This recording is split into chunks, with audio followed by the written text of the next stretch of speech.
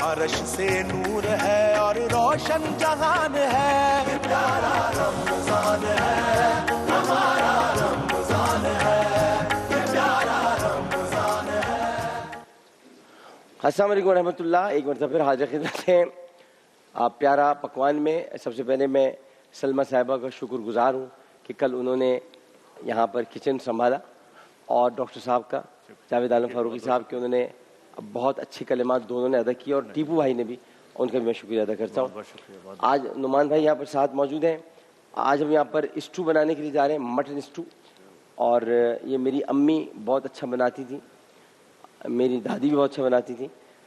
अब ख़ानदानी सिलसिला चल रहा है तो मैं बहुत अच्छा बनाता हूँ। तो ये कि मटन स्टू बनाएंगे, और लेकिन उसके साथ साथ ये जो सबरोसो वाले हैं, इन्होंने इतने अच्छे काम कुछ किए हुए हैं। मुझे तो अब पता चला बहुत सारी चीज़ों का कि हम लोग क्या क्या बना सकते हैं। सबरोसो ने कचौरियाँ तैयार की हुई हैं, चिकन है इनकी, और क्या क्या चीज़ें, समोसे हैं, बहुत ज़बरदस्त काम कर रहे हैं। तो ये सबरोसो का हम यहाँ पर आज कचौरी बनाएंगे, चिकन कचौरी। ये भी तैयार करते हैं हम, लेकिन यहाँ प्याज मैंने डाल दी है, वो अभी ब्राउन होगी। इस दौरान सलमा साहिबा हमें बताएंगी क्या करने जा रही हैं, और जावेद आलम फारूक से अपनी प्रोडक्ट्स का आज थोड़ा सा रिव्यू कर देंगे। जी सलमा साहिबा। डॉक्टर साहब, वैसे तबीयत आपकी अभी भी नासाज लग रही है, जोश में थोड़ी सी वो है, लेकिन ये है कि कल किया हम लोगों ने आपका सेगमेंट, बट जी वो कमी आपकी बहुत ज्यादा महसूस की। और मजे की बात है, व्यूवर्स ने भी किया, उन्होंने भी मैसेज कर दिया डॉक्टर साहब काम पर है। अच्छा, मैं बात करूंगी एक ऐसा डिटॉक्स वाटर जो ना सिर्फ आपका वेट लॉस करेगा, बल्कि आपको एकदम ना चाकू चौंबत और चुस्त जो होता है ना, इंसान कहते हैं ना चुस्त तो तवाना वाला हिसाब है।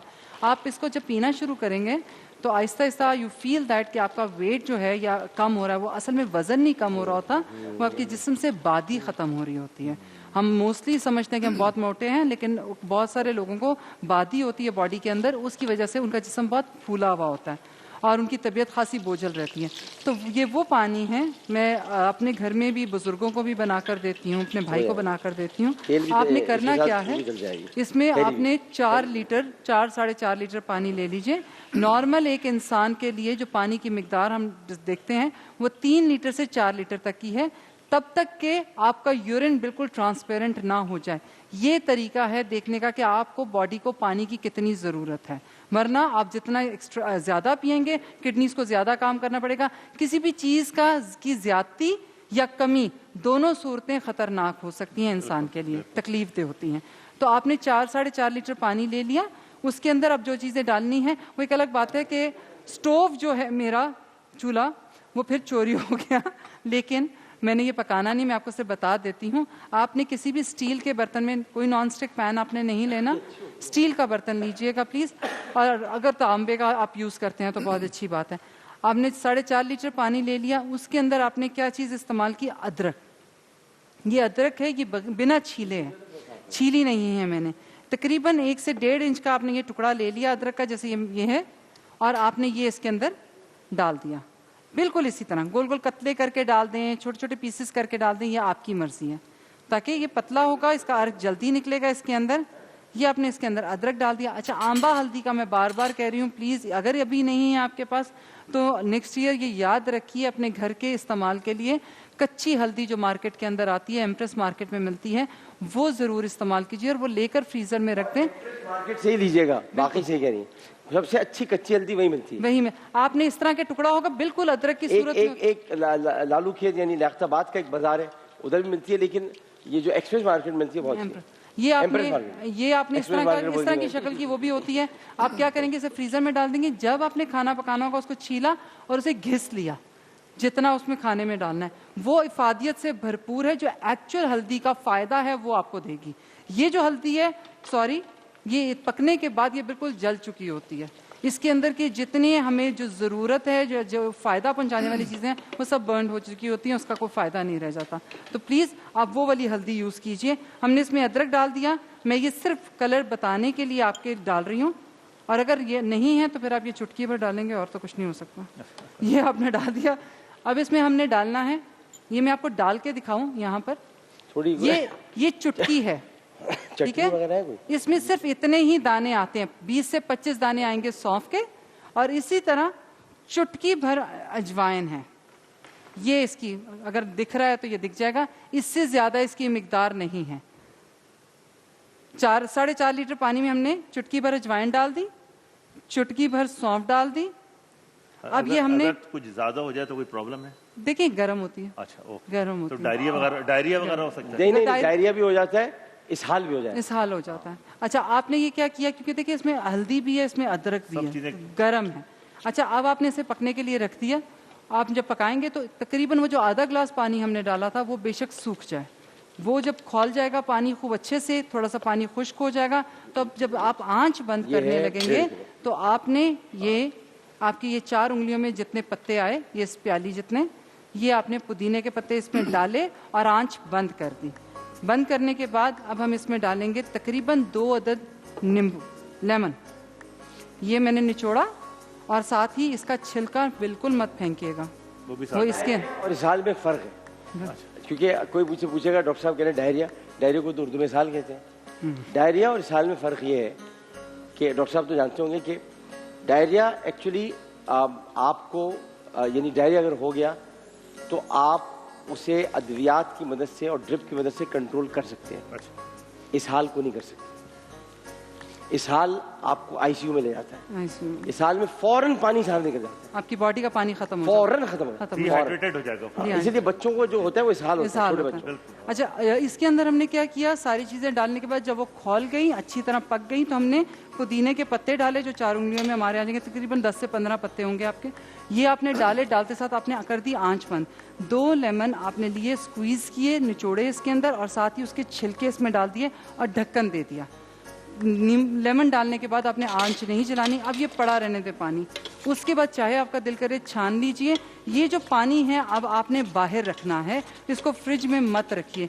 ये वो पानी है जिस आपने जब शरबत पीना है तो इसी पानी से बनाना है, कहवा पीना है तो भी इसी पानी से बनाना है, चाय पीनी है तो भी इसी पानी से। लेकिन उसमें शुगर ना डालें। नहीं वो शुगर ना ऐड करें, वो आपके शक्कर यूज कर लें। आप यहाँ वेट कम कर रहे हैं, वहाँ शुगर कसम ले लें, मैं आपको वो काम कभी नहीं कहूंगी जो मैं खुद नहीं करती। मैं बहुत चीनी ब्राउन इस्तेमाल शुगर डाल करती दें, हूँ। ब्राउन मैं बहुत गुड़ डाल दें, गुड़ गुड़। मैं बहुत तेज मीठा पीती हूँ, इसलिए मैं बिल्कुल मना नहीं करती। अच्छा आप तो वो हो गई बाबा फरीदुद्दीन गंज शकर। अच्छा आपको पता है ये वाकया लोग हमारे नबी से मौसूम करते हैं, बिल्कुल गलत। एक बच्चा आया उनके पास, एक माँ लेकर आई बच्चों को, ने कहा कि ये मीठा बहुत खाता है। तो ने कहा अच्छा ऐसा करो कि इसे 2-3 दिन बाद लेकर, कहने क्यों आप अभी कोई दुआ करेंगे? नहीं 2-3 दिन बाद लेकर। 2-3 दिन बाद वो आई लेकर, तो उन्होंने बच्चे से कहा बेटा मीठा नहीं खाते और तुम इससे ज़रा अपने आप को परहेज करो, अच्छी चीज़ नहीं है, और कोई दुआ वगैरह बताई। खातून ने पूछा आप ये 2-3 दिन पहले बता देते?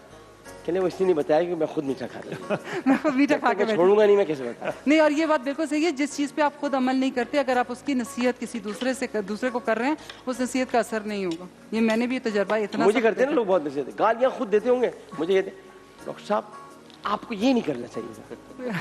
अच्छा बहुत खुशी होती है मुझे फरिश्तों में अपने आप को गुनाहगार देखकर। लेकिन ये है कि ये अब आपने पानी से, इसका फ़ायदा मैं आपको बता दूं जल्दी से। जिनको यूरिक एसिड के क्रिस्टल्स बनते हैं, बाद में बात आप खाना जितनी मर्जी एहतियात करें फिर भी आपका जिस्म सूज रहा है, इसकी प्रॉब्लम हो रही है, आपका जिस्म मोटा और फरबा हो रहा है, उसके लिए ये आपके लिए बेहतरीन है। वाकया थोड़ा सा कोट करती जाऊँ, I have a brother 44 years old, वो डाउन सिंड्रोम है। जब वो मेरे पास आया तो उसके पाँव बहुत सूजे हुए थे, वो चल नहीं सकता था। ये वो पानी है जो मैंने उसको पिलाया है, और मुझे लगता है सोफे पे बिठा के 2 वक्त की रोटी खिलाने के बावजूद उसे मैंने पतला कर दिया। वो नॉर्मली उसकी 2 चपातियाँ उसकी खुराक है, रात की, दोपहर की और सुबह का बाकायदा नाश्ता।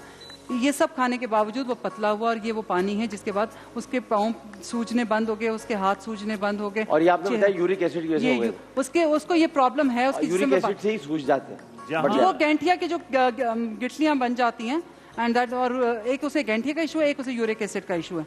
आप सोचें, और उसका ना उसके पैरों को तकलीफ है, ना उसके जॉइंट्स को कोई प्रॉब्लम है।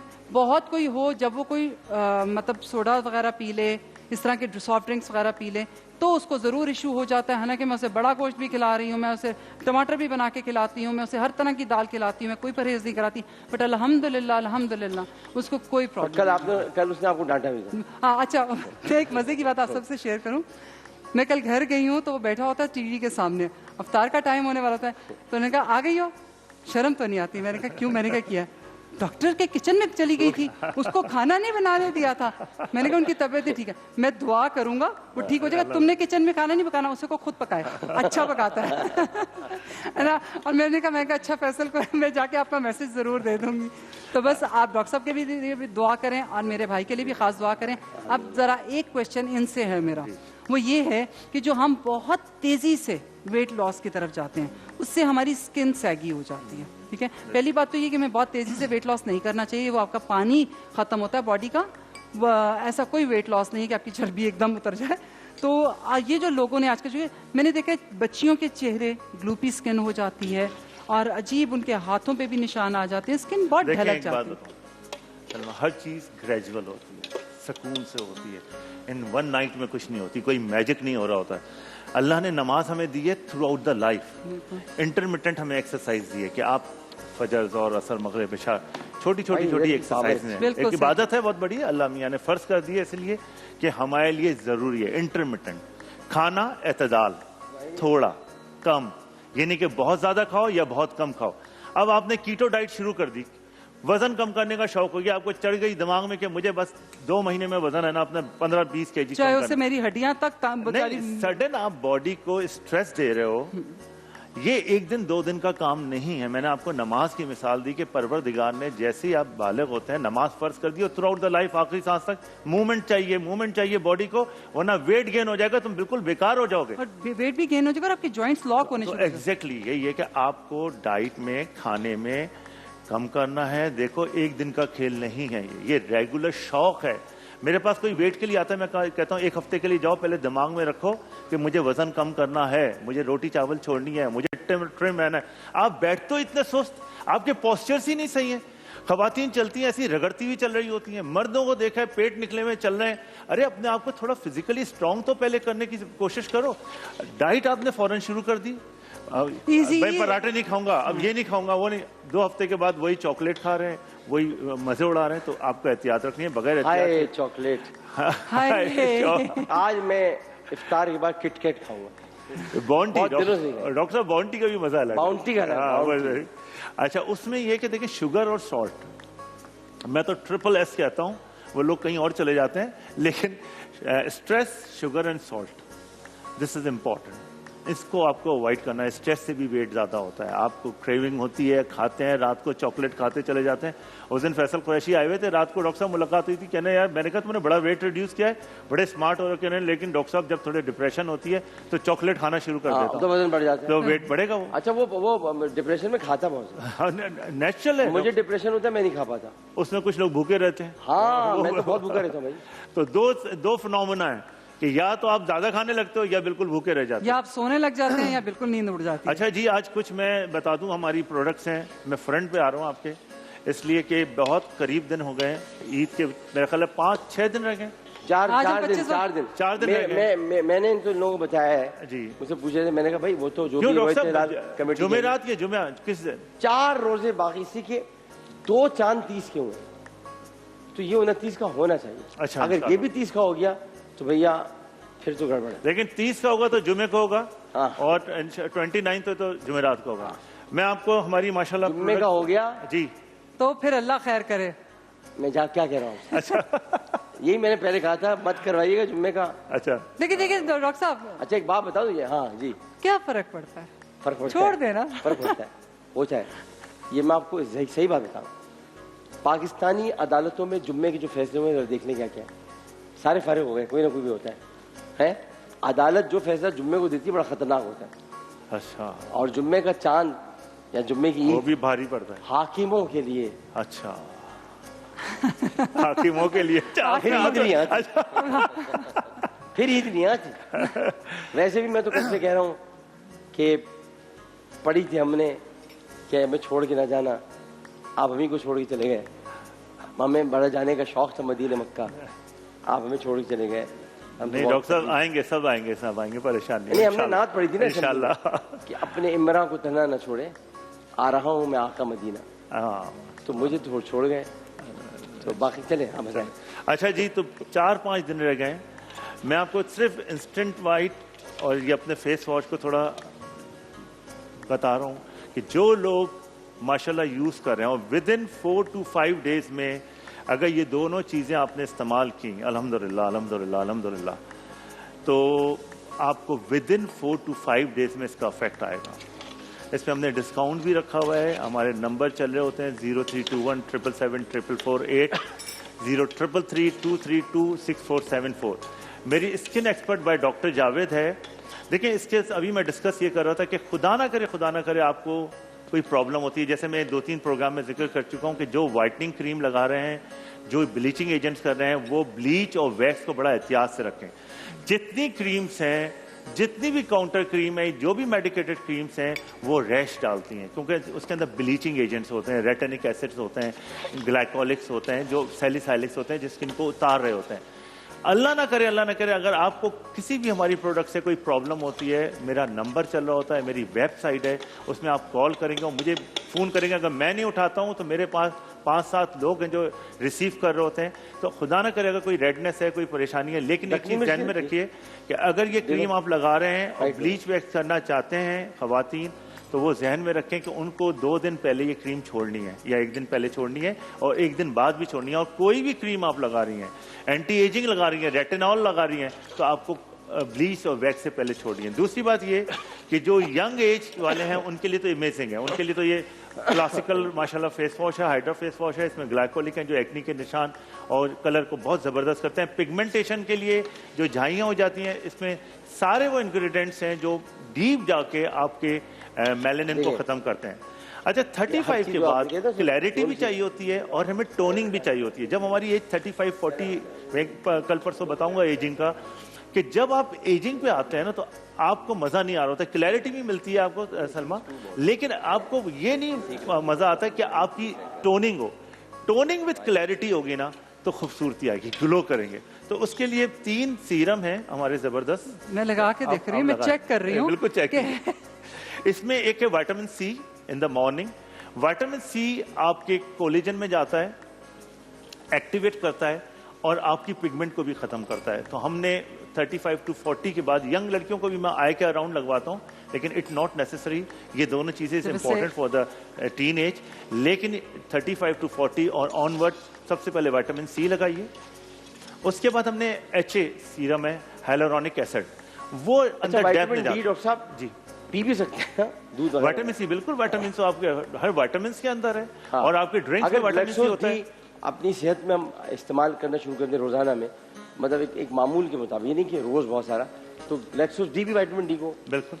और फिर आपके नजले खांसी के लिए सारे जो थ्रोट है, जो हमारा कोरोना का मसला, सबसे ज्यादा विटामिन सी यूज किया जाता है। HA serum, hyaluronic acids, hyaluronic acids वो भी डीप में जाते हैं, जो आपका कोलेजन मैट्रेस होता है उस मैट्रेस को बेहतर करते हैं।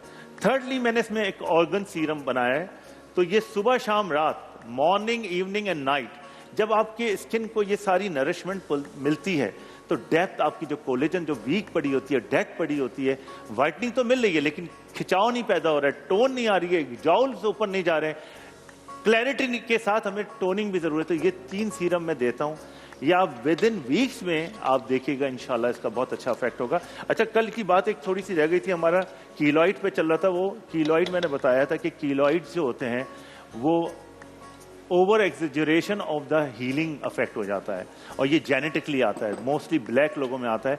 कल मैंने जल्दी जल्दी बता दिया था, लेकिन उसके अंदर हमें ट्रीटमेंट नहीं पता चल पा रहा था। देखें कीलॉइड में एक चीज़ ध्यान में रखिएगा, जिनको कीलॉइड होता है उनको पता होता है मुझे कीलॉइड है, वो चेस्ट पे होगा, ये स्टर्नम होती है हमारी जो हड्डी है, इसके ऊपर चेस्ट के ऊपर एक बड़ा सा मार्क आ जाता है और कभी कभी इतना बढ़ जाता है। मैंने लोगों को देखा है, एक मलीर में मेरे पास पेशेंट आता था, उसके यहाँ तक वाइडली उसका कीलॉइड था, बिल्कुल जैसे एक मकड़ी का जाला होता है कान के पीछे, बच्चियां जो पियर्स करवाती हैं इधर कीलॉइड बन जाता है, एक्नी के स्कार्स में कीलॉइड बन जाता है, इवन स्क्रैचिंग में कीलॉइड बन जाता है।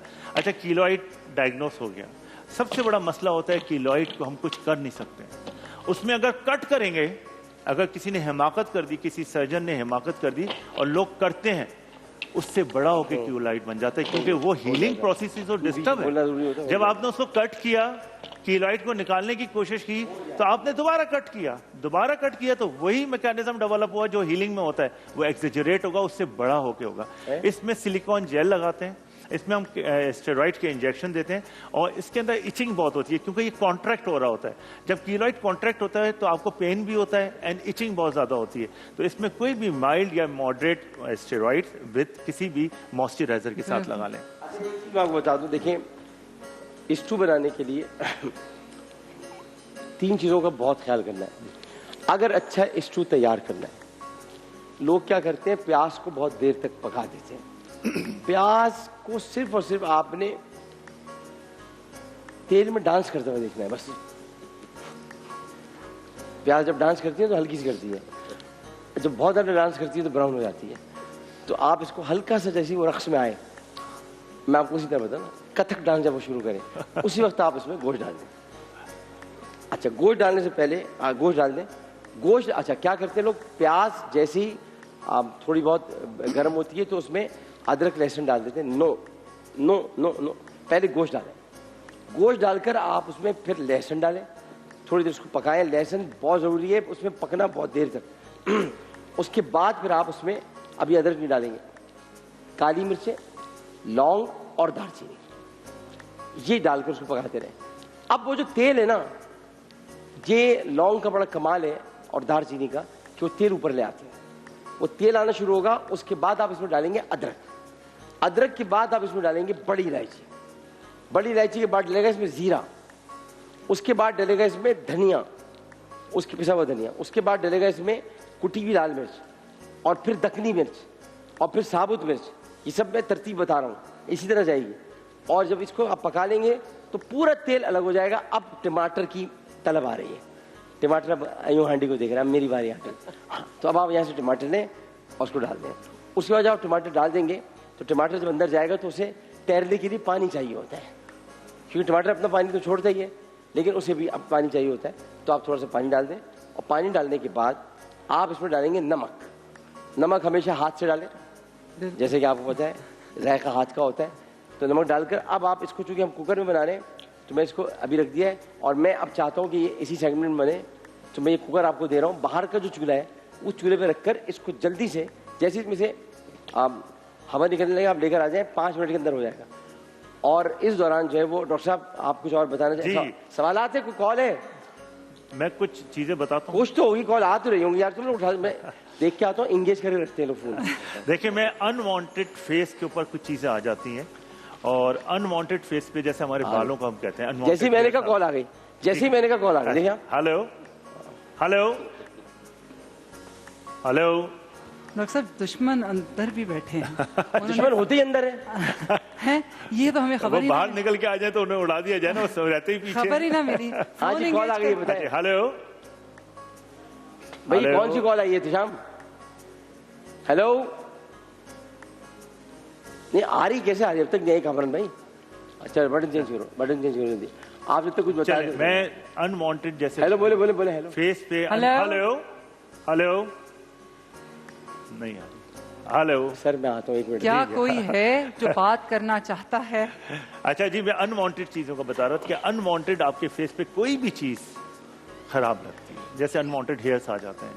अनवांटेड हेयर बच्ची के, यंग लड़की के आ गए, आप बताइए कि उसके चेहरे पे दाढ़ी के बाल जैसे निकल रहे हैं तो प्रॉब्लम है। हम बताते हैं उसका अल्ट्रासाउंड कराएं, पीसीओएस तो नहीं है, उसका वेट गेन हो रहा है। एनीवे, पूरा डिस्कशन अलग है। लेकिन इसके अलावा माइलिया या एक्नी हो गई, या एक चीज कहलाती है ज़ैन प्लाज्मा, कोलेस्ट्रॉल आ जाता है यहाँ पे। दोनों आंखों के नीचे बहुत खूबसूरत शक्ल है। हाँ, वो दो ऐसे लगता है 2 दाने पड़े हुए।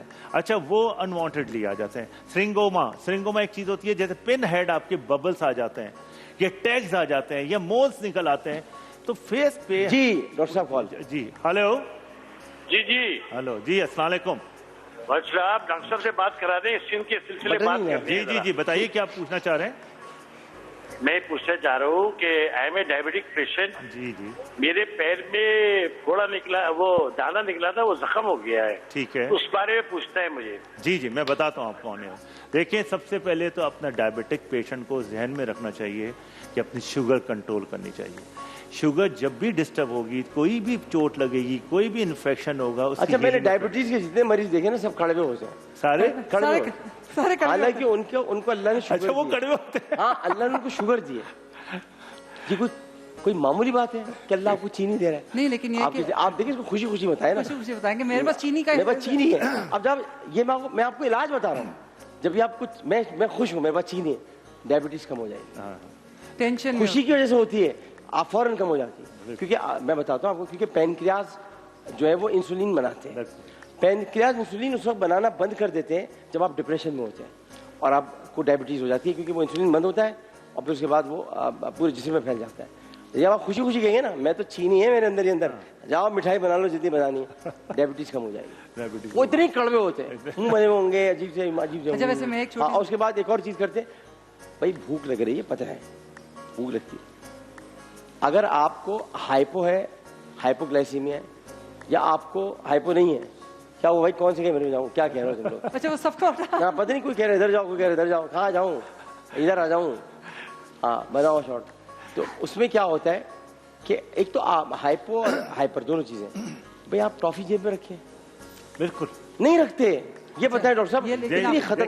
फ्लाइट्स में खास तौर, फ्लाइट्स में खास तौर पर जो डायबिटीज के मरीज जहाज में सफर कर रहे हैं, वो अपने, और जो हाइपोग्लाइसीमिया के शिकार है, टॉफी या कोई चीज जरूर जेब में रखें। खाली जहाज में नहीं डॉक्टर साहब, हर वक्त उनके पास ऐसी चीज मौजूद होनी चाहिए।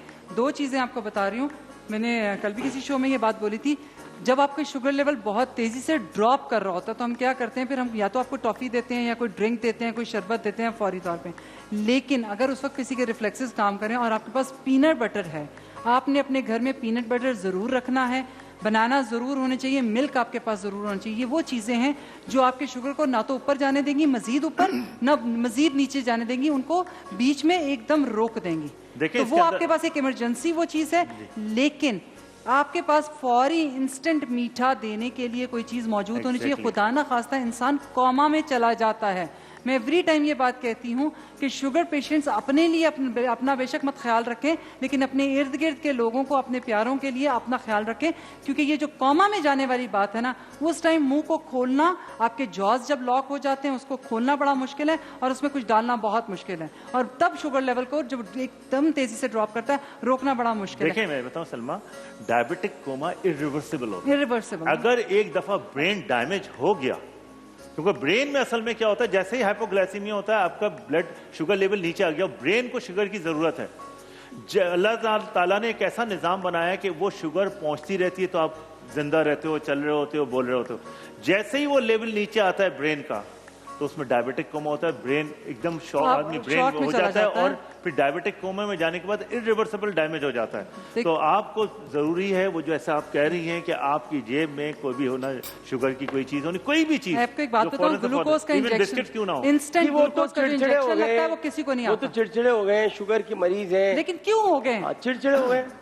लेकिन चिड़चिड़े तो चिड़चिड़ा किसको होना चाहिए बता आपको? उस चिड़िया और उस चिड़े को जिनकी शादी हो गई वो चिड़चिड़े हो जाते।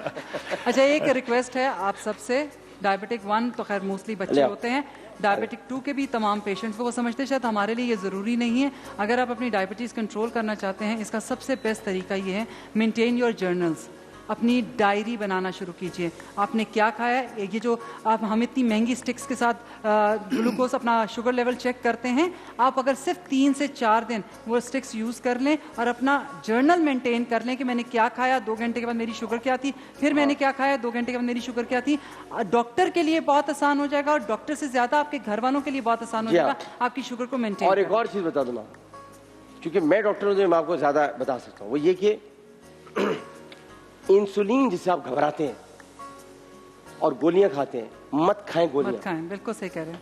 कोई इतनी सी तो सुई होती है, इंसुलिन ही क्रिएट करता है पैनक्रियास, बीटा सेल्स कहलाते हैं जी। और ये जूस इंसुलिन कहीं जा रहा है, एक तरीके से इंजेक्ट कर रहे हैं जो आप, it's a juice, it's called, ये बीफ इंसुलिन होती है, दूसरी इंसुलिन होती है, ये एक्चुअली इंजेक्ट जो आप करते हैं ये उनके पैनक्रियास का जूस होता है जिसको केमिकली तैयार किया जाता है और इसीलिए आप फ्रिज में रखते हैं उसके जो इंजेक्शन होते हैं। ये लगाइए भाई, ये गोलियां खाकर आप इफेक्ट करते हैं सबसे पहले किडनी पर, बिल्कुल सही कह रहे हैं, और उसके बाद जाता है आंखों पर। और मैं एक बात कहूं, जिनको नहीं समझ में आती तो प्लीज थोड़े से पैसे जेब में रखें और ऐसा यूटी चक्कर लगाएं। सलमा साहब गोलियां खाए जा रहे हैं, नहीं ये तो इंजेक्शन है, वो समझते हैं इंजेक्शन। अच्छा, हमारे यहाँ इंजेक्शन का कॉन्सेप्ट ये है कि वो बहुत ही बुरी हालत होती है इंजेक्शन नहीं, लगता है। हमारा कॉन्सेप्ट ये लास्ट स्टेज है डॉक्टर साहब, हमारा कॉन्सेप्ट ये शायद ये लास्ट स्टेज हाँ, लास्ट ये स्टेज। गलत है। मैं आपसे रिक्वेस्ट करूंगी, हालांकि लास्ट स्टेज तो गोली होती है। रिक्वेस्ट है आपसे, please after this Covid SIUT चक्कर लगाइए, जाकर वहां पर कुछ डोनेट कर कर आइए और देखिए वो लोग कितना काम करें। लेकिन उनकी इमरजेंसी वार्ड में जाकर बैठे और बिलखते हुए उन खानदानों को देखिए, उन जवान बच्चों को देखें जो गुर्दे के लिए बैठे हुए हैं, क्योंकि एकदम उनके गुर्दों ने काम करना छोड़ दिया है, एकदम शुगर लेवल हाई हुआ है किसी भी वजह से। किडनी सबसे पहले और जाती डॉक्टर है। साहब अदीब रिजवी साहब को सलाम। सलाम। हाँ, बिल्कुल, सलूट। बेशक। खाली उनको ही नहीं, उनकी जो पूरी टीम टीम को, को, जितने हकीकत हमारे है। हेल्थ वर्कर्स हैं, हेल्थ वॉरियर्स हैं, उन सबको उनका हमारा बेटा सलाम जो है बहुत बड़ा डॉक्टर है, इरफान अदीब रिजवी। अभी अमेरिका में पता नहीं देख रहा होगा, मुझे मेरे साथ क्लास फेलो। उन्होंने अपने बेटे तक को उन्होंने ट्रस्ट बनाया। उन्होंने कहा मेरा बेटा भी अगर यहाँ आए और आकर के कि मैं यहाँ काम करना चाहता हूँ, नहीं, ये अदीब रिजवी साहब बेहतरीन आदमी, और बेहतरीन। डॉक्टर साहब बेहतरीन। इनकी वाइफ हाजरा थी, डॉक्टर हाजरा, जी जी जी। और वो मेरे फादर के साथ थी हैदराबाद में। अच्छा, अच्छा। तो वो बहुत पुराना ताल्लुक है, बड़े शुरू से ही अदीब साहब नेचुरली हमारे तो, हम तो उनसे इंस्पायर होते हैं। मेरे तो ड्रीम, मैं तो सोचता हूँ बने इंसान तो डॉक्टर बने तो ऐसा बने, हाँ। वरना बने ही नहीं जिस तरह उन्होंने काम किया। लेकिन मुझे एक दफ़ा कहने लगे, मैं अपने जो इंतकाल कर गए ससुर, उनको लेके गया था, उनको किडनी की बीमारी थी। तो मुझे कहने लगे कि, मैंने कहा अच्छा मुझे कब होगी ऐसी? तो मुझे कह रहे तुम्हें हो ही नहीं सकती। मैंने क्यों? कह रहे तुम नीचे नहीं बैठते भाई, हर वक्त तुम उछलते कूदते रहते हो, कब ये कर रहे हो, तुम्हें हो ही नहीं सकती। तो समझ में आया, मैंने नागन डांस भी किया था इसलिए। रिक्वेस्ट है आप सबसे कि सबीहा मेरी जेठानी है, मेरी उस्ताद हैं, उनके लिए दुआ किया करें। जब अगर आपको लगे कि आप मेरे लिए दुआ करें तो उनके लिए ज़रूर करें, क्योंकि वो मेरी उस्ताद है, मुझे हर चीज़ सिखाने वाली। वो डायलिसिस पे हैं और उनकी शुगर अप्स एंड डाउन रहती है, तो उनके लिए ज़रूर दुआ करें। और मैंने बड़ी क्लोजली, बहुत करीब से देखा है। डायबिटिक 1 मेरा एक भांजा है और मैं उसको देखती आ रही हूँ। मेरा एक वक्त था कि मैं उसे इंजेक्शन नहीं लगा सकती थी डॉक्टर साहब, मैं उसकी शुगर नहीं टेस्ट कर सकती थी। मैं इंजेक्शन लगा सकती हूँ लोगों को, लेकिन मैं उस बच्चे की जो मेरा अपना है उसकी एक सुई लगाना, मुझे मेरा दिल कांपता होता था जब मुझे पता चला वो 9 इयर्स का 8 इयर्स का था जब उसको डायबिटिक 1 डायग्नोज हुआ था। और अल्हम्दुलिल्लाह तो खैर 22-23 साल का। देखिए आप बीमार हो लेकिन प्लीज तो अपनी जरूर केयर करें। बीमारों के लिए दुआ किया करें। आप बीमारों के लिए जब आप दुआ करते हैं तो अल्लाह ताला आपको हर बीमारी से महफूज रखे। बेशक बेशक। लेकिन मैं एक बात आपको बताना चाहता हूँ, जैसे मैं अभी हूँ, अगर आप बीमार, जब बहुत ज्यादा आपकी तबीयत खराब हो तो ठीक है, आपको क्या पता कि मैं अभी सही हूँ या नहीं हूँ। लेकिन कल मैं इस काबिल नहीं था कि मैं आ सकता, मैं रात को आया, अभी भी मेरी तबीयत ठीक नहीं। लेकिन अपनी बीमारी को अपनी कमजोरी बनाकर लोगों के सामने पेश मत कीजिए, बेशक क्योंकि लोग उससे भी फायदा फायदा उठाते हैं। और नहीं, और आप डॉक्टर भी साहब कमजोर सवार हो ना जाते करें, हैं। असल में सवार ना करें, उसको लेकर और जो कुछ भी बीमारी है कुछ है, वइज़ा मरीज़ तू फवा यशफी, बेशक बीमार मैं होता हूँ शिफा वो देता है। शिफा वो देता है। इसमें थोड़ी सी तन्हाई इख्तियार कर लें, आप बैठें और उसके बाद जब आए, लगने वाले को ये लगना चाहिए कि आप बहुत अच्छे लग रहे हैं। किसी ने मुझे मैसेज किया है, कोई मेरा ताल्लुकदार है, वो देगा आप तो अब अच्छे लग रहे हैं। तो मैंने जवाब ये दिया कि नहीं, मैं अच्छा नहीं हूँ, लेकिन हाँ मैं अच्छा हूँ। हाँ, इसलिए कि मैं ये बताऊँ कि मेरे अंदर क्या इस वक्त चल रहा है, तबीयत वगैरह होती है, तबीयत खराब होती है, लोग फिर हमदर्दी करने लगते हैं। हाँ भाई आप बहुत काम करते हैं इस वजह से। सिंपैथी नहीं चाहिए, सिंपैथी नहीं चाहिए, एहसास चाहिए। हमदर्दियां मत दो। डॉक्टर साहब एहसास चाहिए, सिंपैथी नहीं चाहिए। डॉक्टर साहब वो जो है, एहसास ही तो नहीं है, उनको एहसास है सिर्फ इसमें सपरोसों के कचौरी, कचौरियों में। इसको ये एहसास है, इसको ये एहसास है बिल्कुल। कि इसके अंदर जो चिकन है वो इतनी जबरदस्त ये कचौरियाँ मैं बताऊँ, इसको ये एहसास है कि इसमें जो चिकन है उसको कितना टाइम चाहिए पकने के लिए, लिहाजा इसको जैसे ही डालते हैं लाल होकर फौरन रहता है। इसको कहते हैं एहसास, एहसास ट्रस्ट। आप खाएं सेब्रोसो की कचौरियाँ एहसास ट्रस्ट किताबों से। और डॉक्टर साहब है ना, उनको देखे जो आ जाती है चेहरे पे, उनको उनके, अच्छा ये भी मैं बताऊं, ये शेर सब गलत पढ़ते हैं। उनके चेहरे, उनके देखे से जो आ जाती है मुंह पर रौनक, चेहरे वाला नहीं है इसके अंदर। अच्छा उनके देखे से जो आ जाती है मुंह पर रौनक, वो समझते हैं कि बीमार का हाल अच्छा है। ये उसी पर है कि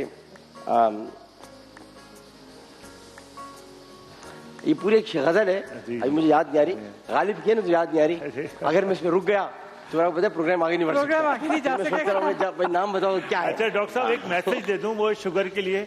एक मैसेज ये है कि भाई शुगर खाना का खत्म कर दो, कम कर दो। उस स्टेज तक पहुंच ही क्यों रहे हो आप कि खुदा ना करे डायबिटिक हो जाओ। अगर फैमिली हिस्ट्री है आपकी, अगर पेरेंट्स में से आपके डायबिटिक है, मदर फादर में से, प्लीज मैं आप लोगों से रिक्वेस्ट करता हूं एज ए डॉक्टर कि अगर आपको हेल्थ चाहिए, आपको पता है कि मेरे पेरेंट्स में, मदर फादर में से है, अल्लाह की तरफ से जीन में ऑटोसोमल एक जेनेटिकली आ रही है, आप उस चीज को रोक सकते हो अगर आपने शुगर खत्म कर दी। खत्म क्यों करें डॉक्टर कम कर साहब, दें। इत्तेदाल से खाएंगे नहीं, ना, लेकिन मीठा खत्म हो जाएगा जिंदगी। लेकिन नहीं, मैं आपको बताऊं सलमा, अगर फैमिली हिस्ट्री है ना, फैमिली ये तो देखिए बात- कार्डिक हिस्ट्री है, अब मैं स्मोक कर रहा हूँ, मुझे मालूम है कि मेरे फादर को या मदर को कार्डिक प्रॉब्लम है, तो यार स्मोकिंग छोड़ दो, खुदा ना करे उससे पहले नुकसान हो जाएगा। इसी तरह मैं शुगर तो- है मैं- तो शुगर को खत्म कर दो मैं या इसको कम कर स्मोकिंग दो। नहीं कहती, मैं कहती हूँ अपने आप को फूकना छोड़ दो। अच्छा सर एक बात बताइए, जी। एक स्टीविया नाम का पत्ता आता है जो शुगर की रिप्लेसमेंट है, हाँ। तो क्या वो चीज इस्तेमाल करना शुगर नहीं, वाले मैं कर सकते कहता हूँ कि there is no any alter. आपको किसी भी फॉर्म में वो कैंड्रल्स आती हैं, उसकी बहुत सारे फॉर्म्स आते हैं।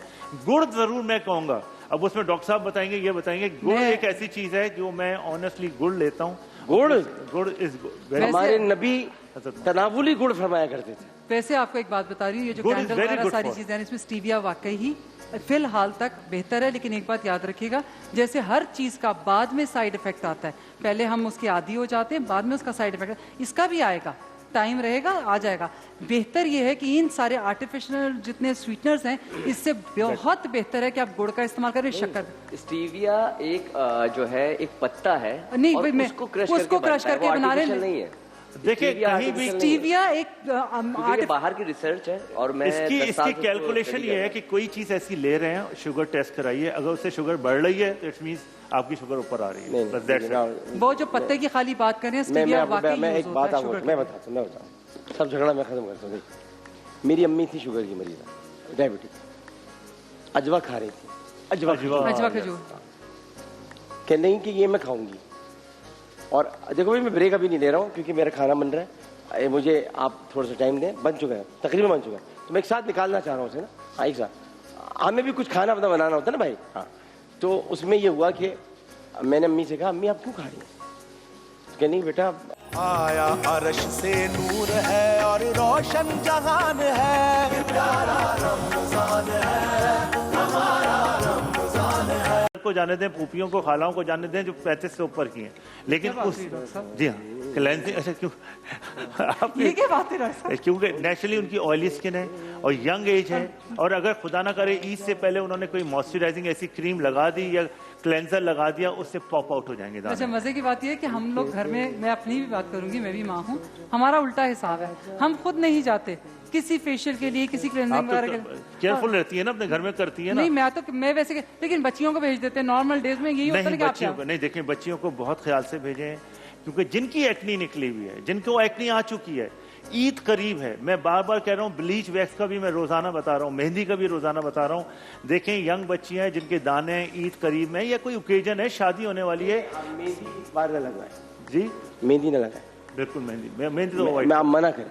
उसकी वजह है कि कोई दूसरा हाथ पकड़ के लगाएगा, हाथ पकड़। नहीं नहीं, मैं दूसरा, आप लोग हंसते हो यार, अजीब बातें कर। मैं कह रहा हूँ कोई लड़की भी हाथ ना पकड़े। वजह ये कि कोविड का मसला है ना। अब सबके दिलों की बात। हाँ, सब यहाँ लड़के सारे हंस रहे हैं। हाथ, अबे तुम लोगों को कोई मेहंदी नहीं लगेगी, हमें लगाने का मौका मिलेगा, चूड़ियां भी नहीं पहना सकोगे।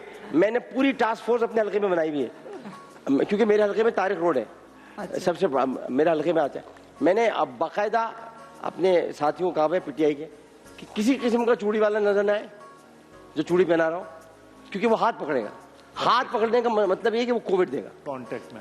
अगर वो हाथ पकड़ना चाहता है तो दस्ताने पहन कर पकड़े। ये इस्लाम ने हमें नया रास्ता बताया। आइंदा से चूड़ी वाले दस्ताने पहने और खवातीन का हाथ पकड़े, और दस्ताने भी मोटे वाले, पतले वाले नहीं। पतले वाले। हाँ, थैली का दस्ताना नहीं चलेगा, मोटा दस्ताना चलेगा। लेकिन डॉक्टर साहब एक बात तो ये है, प्लीज आप लोगों से रिक्वेस्ट है कि ईद मनाना चाहते हैं, खुशियों भरी ईद मनाना चाहते हैं और अपनों के साथ मनाना चाहते हैं, तो उसके लिए हमें बहुत सारी एहतियात करनी होगी। एक तो ये बताए लोगों को कि भाई नए कपड़े खरीदने की जरूरत क्या है। कोई फर्क नहीं पड़ेगा अगर इस साल हम ईद में वो सब कुछ ना करें जो हमेशा से करते चले आ रहे हैं।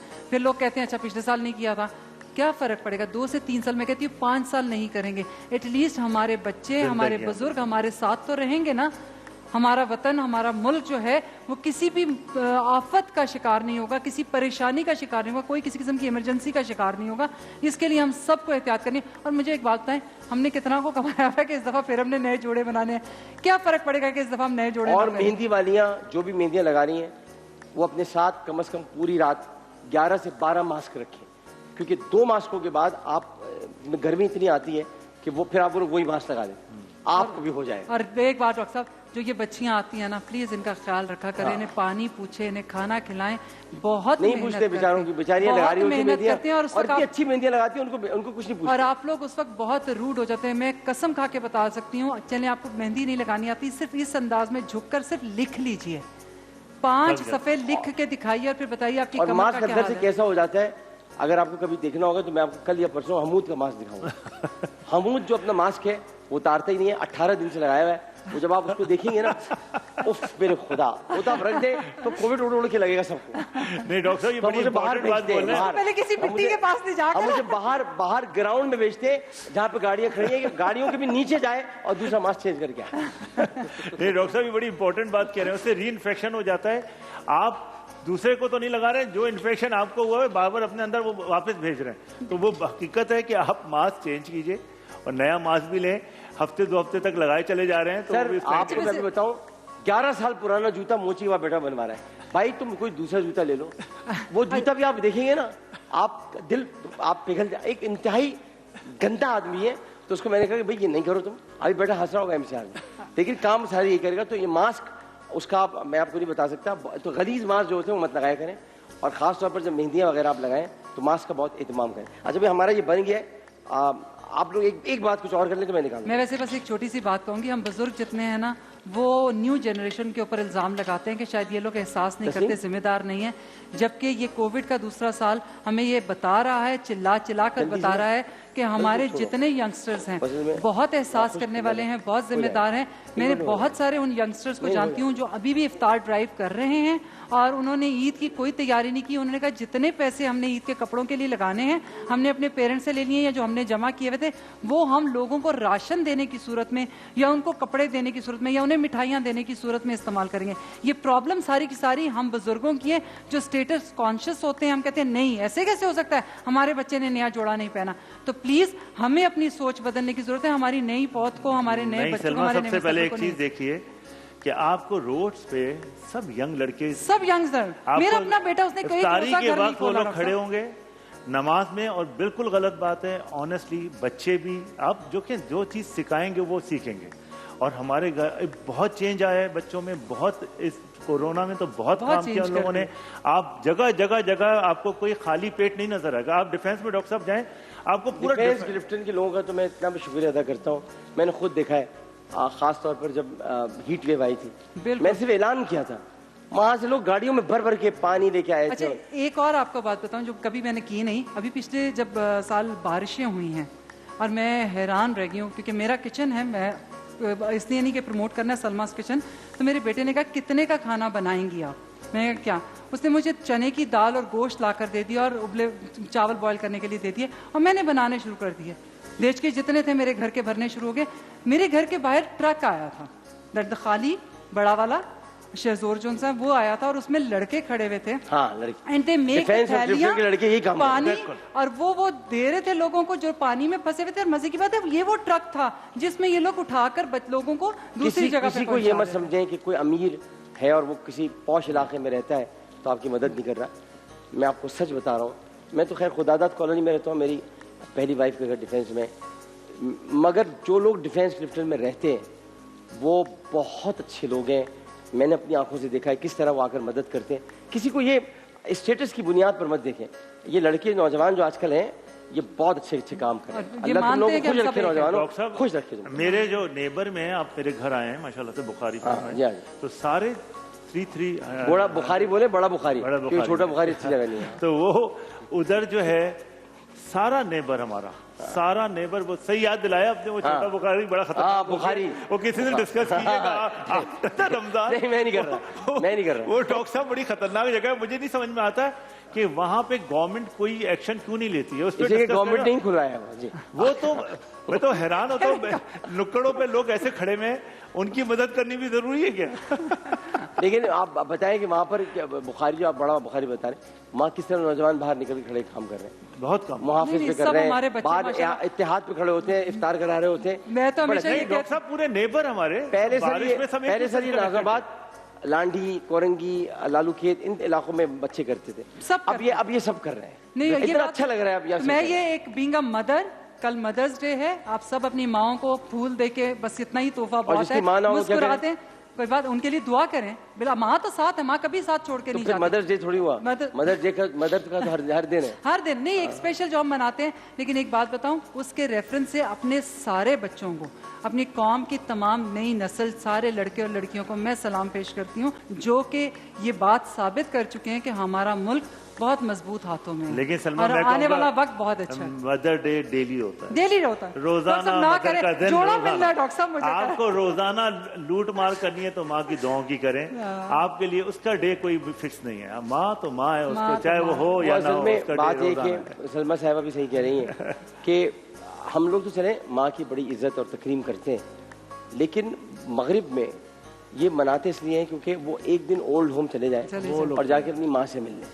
ये अच्छा है उनके लिए, क्योंकि वो तो अपने माँ बाप को बाहर निकाल देते हैं, हम तो नहीं निकालते, नहीं निकाल सकते, हम खुद निकल जाएंगे माँ बाप को निकाल। और जो निकालते हैं, जो ईदी होम में है माएँ, कुछ मैं करता हूँ, आप बताए, इस साल मैंने नहीं कि हर साल माएँ आती हैं, जो निकालते हैं उनको पता नहीं कि वो अपनी जन्नत अपने घर से निकाल बैठे, कुछ नहीं। डॉक्टर साहब, हम आपके साथ गए ईदी। जी सर, माँ बाप क्या होता है क्या है सर, माँ बाप जब ज़ईफ़ी में पहुँचते हैं तो वो वैसे हो जाते जो आप थे, यानी आपको भी डायपर बांधा जाता था, वो नहीं बांधा जाता। आप किराहियत महसूस करते हैं, माँ बाप कभी नहीं करते थे। आपके गीले पे मांस हो जाती थी, आप समझ रहे हो, गीला, आपके गीले पे मांस हो जाती थी, लेकिन आप माँ के गीले पे बैठ नहीं सकते। तो ये फ़र्क है औलाद में और माँ बाप में। इसलिए कहा वक़ुर रब्बिर हमहुमा कमा रब्बयानी सगीरा। आप माँ बाप के लिए दुआ किया करें, अल्लाह ताला आपके माँ बाप को, जिनके सर पर साया है, उन्हें सलामत रखे, और जिनके माँ बाप जा चुके हैं, इस दुनिया में नहीं है, आप उनके लिए दुआ करें। और जैसे मेरी अम्मी अब्बू दोनों नहीं हैं, और मैं बहुत उनकी कमी महसूस करता हूँ, और अब बहुत ज़्यादा करता हूँ, बहुत जल्दी चले गए। यानी आप ये देखें कि इतनी जल्दी गए हैं कि 2005 में जब मम्मी गई तो मेरी क्या उम्र होगी, और फिर उसके बाद 2 साल बाद अब्बू चले गए, 3 साल बाद। तो अब बहुत सारे मसाइल मैंने खुद फेस किए और कर रहा हूँ। शायद इसलिए छोड़ गए कि पता नहीं अल्लाह की मशीयत क्या है कि शायद आने वाले दिनों में कोई बड़ा काम करना हो या कुछ भी है। लेकिन एक बात आपको बता दूं कि जब तक माँ बाप है आपके सर पर और साया है, बेफिक्र रहें, बिल्कुल बेफिक्र रहें। पहले जब माँ घर चली जाए तो डर जाए, क्योंकि अब दुआ करने वाला कोई नहीं। हज़रत मूसा से अल्लाह ने फरमाया था, मूसा कोहे तूर पर संभल कर आना, कि अब तेरी माँ नहीं है जो तेरी दुआ कर रही है। और इसी तरह अगर पहले बाप चला जाए तो फिर इतना डरे, माँ पहले चली जाए ज्यादा न डरे, सिर्फ दुआ गई है। लेकिन अगर पहले बाप चला जाए तो इतना डरे क्योंकि दुनिया चली गई है, क्योंकि आपने रहना दुनिया में, सर से छत छिन गई, वो यतीम दुनिया में रहना आपने। यतीम का वर्ड आ गया। देखिए, माँ तो गई तो जन्नत गई ना, जन्नत तो मिलेगी बाद में, दुनिया चली गई ना। यतीम बच्चों का ना पूछे क्या हाल होता है। यतीम बच्चों से उनकी जायदादें छीन ली जाती हैं, चाचा छीनते हैं, मामू छीनते हैं, जो भी होते हैं घर में, ताया छीन लेते हैं। यतीमों का कोई पुरसाने हाल नहीं होता, इसे अल्लाह कभी किसी को यतीम न करे। माँ का चले जाना, बाप फिर भी एक सहारा बन जाता है। माँ तो आपके लिए तब भी जाकर भी दुआ कर रही होती है आलम बरज़ख में, लेकिन बाप अगर चला गया ना, बाप बहुत अहम चीज होता है। और अगर पता नहीं है बाप अगर नाराज चला गया तो जन्नत का दरवाजा टूट गया आपके लिए। अगर बाप नाराज चला गया, जन्नत क्या, देखिए कहे अल्लाह ताला नाराज हो गया, जब अल्लाह ही नाराज है तो जन्नत की बात स्टोरी हर चीज आपकी खत्म। चले मैं आप ये इश्यू निकाल, ये हम लोग तो नुमान भाई ऐसी बातें करते नहीं, बिल्कुल अच्छी बात। खूब गुजरेगी जो मिल बैठेंगे दीवाने 3 4 चलिए अब ये इश्यू निकल रहा है। और ये मैं इसको पहले जब छोटा था ना तो अम्मी से कहता है स्टू बना, स्टू स्टू स्टू। तो अम्मी कहती है स्टू नहीं होता बेटा, स्टू होता है, स्टू। ये बहुत शानदार, और ये मैं बताऊं आपको कि ऐसा खानदानी स्टू आपने कभी दुनिया में खाया नहीं होगा। ये मेरी माँ की रेसिपी है। ये आपने, और उसके बाद बस इसमें सिर्फ हरी मिर्चें, इसमें कोई अदरक वदरक, हर चीज़ में अदरक नहीं डाली जाती। हमारे हर खाने में अदरक डाल रहे हैं भाई, हर खाने में स्टू का अदरक से कोई ताल्लुक ही नहीं है। नहारी पे डलती है, हरी में डलता है, पालक गोश्त में डलता है, आलू गोश्त में डलता है। ये तैयार है। अगर इसको दिखाएं आप, क्या खूबसूरत निखार, रूप और रंग आया है। वाह वाह वाह वाह। अब ये जाएगा आधा डब्बा उनकी यहाँ, आधा डब्बा इनकी यहाँ, दोनों जो सामने खड़े उनकी तरफ मैं देख नहीं रहा, एकदम मैं नाबीना बन चुका हूँ, मैं देख नहीं रहा इनकी तरफ। तो आधा डब्बा हो जाए, ये इधर आओ, इधर इधर इधर आ जाओ, तुम आ गए हो तो आज इधर इधर आ जाओ, आ जाओ। आखिरी दिन है, 4-5 दिन है, तुम्हारी ज़ियारत करा देता हूँ मैं। आ जाओ आ जाओ, इधर इधर। ये है हमूद, ये हमूद भाई मास्क दफन करके आए हैं ना। ये जूता बनवा रहा था यार उमर। मोइस इसका जूता दिखाओ। मोइस ये जूता बनवाने गए मोची के पास, 1 घंटे तक बैठा रहा, आया ही नहीं यहाँ टाइम पर। जाओ। लेकिन डॉक्टर साहब समझ नहीं है कि उनके साथ हुआ क्या। हाँ, वक्फा रहते। लेकिन डॉक्टर साहब ये राइट हैंड है आपका, राइट हैंड है ये मेरा बहुत प्यारा साथी है, ये आपका शुरू से फौजी मेरे है साथ है। और मैं आपको बताऊं कि ये मेरा फैमिली मेंबर है। हाँ, ये मेरे भाइयों की तरह है, और बल्कि अब सभी फैमिली मेंबर है। मतलब चाहे हमूद हो, अब्दुल वहाब, अगर लोग समझते हैं अब्दुल वहाब मेरे साथ, अब्दुल वहाब मेरे साथ ही है। अब्दुल वहाब मेरे साथ ही काम करेगा, और मेरा भाई है वो, और उसके बच्चे बिल्कुल मेरे बच्चों की तरह। अली इमाम, ये सब हमारी पूरी टीम है भाई, अभी भी है। वेस्ट इंडीज के खिलाड़ी हम लोग। जब मैदान में एक साथ उतरेंगे तो सारी टीमों को शिकस्त देते हैं। एक अपने रखा हुआ है पहले से, हमूद हमारे साथ है। ये पूरी टीम है हमारी, तो इंशाल्लाह दोबारा बनेगी। और वक्त होता है, कभी कभी वक्त होता है कि अपने अपने कामों में लोग उलझ जाते हैं। ये हमारी पूरी टीम है। हमने कोई 15-16 ट्रांसमिशन एक साथ किए, और अब्दुल वहाब हमारे प्रोड्यूसर रहे, और कमाल के प्रोड्यूसर हैं अब्दुल वहाब शेख साहब। तो इंशाल्लाह ताला फिर एक दफ़ा मिलेंगे और सब सिलसिला होगा। एक वक्फा लेने के लिए जा रहे हैं। अब तो मोई साहब करते हैं 2 साल से, अभी वो भी यहीं खड़े हुए थे, चले गए। मोई साहब टीम का हिस्सा नहीं है। मोई टीम का हिस्सा है नहीं? अच्छा ये है। डॉक्टर साहब बुलाए ना मोहित साहब। मोइस भाई सामने चेहरा कराएं। मोइस को भी नहीं बुलाएंगे। नहीं बुलाएंगे। अच्छा, चांद रात ये चांद रात को खिले। बाकी यहाँ पर कुछ लोग हैं, वो हमारा हिस्सा बने थे, लेकिन उनके हिस्से यहाँ उनको मिल गए। समझ रहे मोई साहब, कुछ लोग हैं ऐसे आप। हाँ जी, तो एक वक्फा लेते हैं, वक्फे में हाजिर होते हैं। पूरी टीम यहाँ खड़ी की सब आ गए, साइड खड़े हैं, करके ना चक्कर लगा लें। हाँ जी, हाँ हाजिर होते हैं। अस्सलाम वालेकुम वरहमतुल्लाह।